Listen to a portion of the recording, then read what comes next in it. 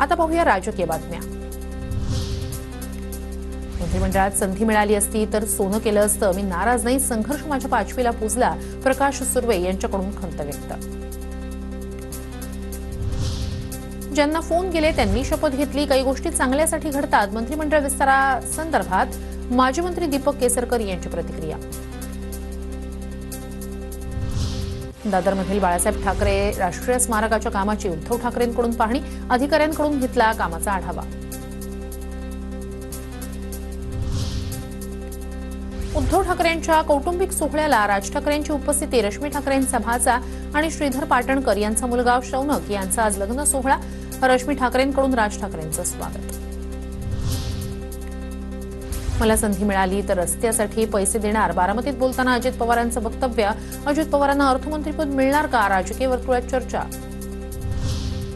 रवींद्र चव्हाणांना भाजप प्रदेशाध्यक्षपदाची जबाबदारी देणार, सूत्रांची माहिती, चंद्रशेखर बावनकुळे यांची मंत्रिमंडळात वर्णी लागल्यानं चव्हाणांना नवी जबाबदारी दिली जाणार असल्याची माहिती।